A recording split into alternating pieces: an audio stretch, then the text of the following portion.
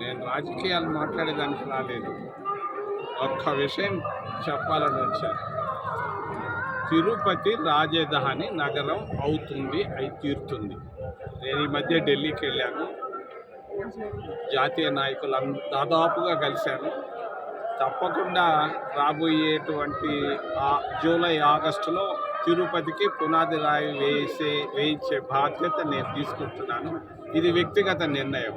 కారణం ఒకటి, ఈ కరువు, కష్టాలు, కన్నీళ్ళు, ఆకలి, అప్పులు, రైతుల ఇబ్బందులు, ఈ పోయి రాయలసీమ భాగ్యసీమగా మారాలంటే ఒక్క మార్గం. ఆ మార్గం రాజధాని నగరం తిరుపతి రాజధాని అవుతుంది.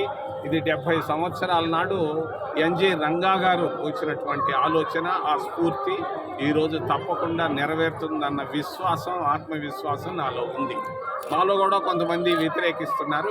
ఎంతమంది వ్యతిరేకించిన ధర్మం, న్యాయం, ముఖ్యంగా రాయలసీమ ప్రజలు వాళ్ళ కన్నీళ్ళు, కష్టాలు ఈ దేశంలో ఎవరికీ లేనటువంటి ఉన్నాయి. కాబట్టి తిరుపతి రాజధాని నగరం చేసి తీరేదానికి నేను వ్యక్తిగతంగా ప్రయత్నం చేస్తున్నాను. అవుతుంది, అయి తీరుతుంది. పునాదరా ఎప్పుడు సార్?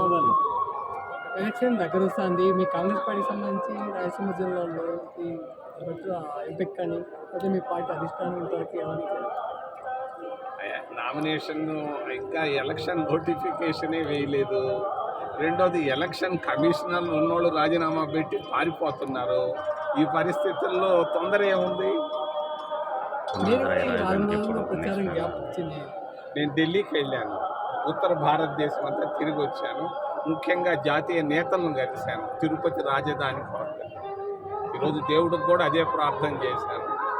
అంతేకాదు, ఈ దేశ ప్రధాని మంచివాడు రావాలని నేను ప్రార్థన కూడా చేశాను. నేను ఇప్పుడేం చెప్పదలుచుకోలేదు. టెంపుల్ దగ్గర రాజకీయాలు మాట్లాడకూడదు. మళ్ళీ కావాల్సిన సార్లు నేను మాట్లాడతాను. ఇప్పుడు మాత్రం రాజధాని, ఈ కరువు, కష్టాలు, రాయలసీమ వాళ్ళ బాధలు, ఈ మనసులో ఆవేదన, నేను రాజధాని రూపంలో ఈ సమస్యలు తీరుతాయి కాబట్టి నేను ఆ విషయాన్ని ప్రస్తావించేదానికే వచ్చాను.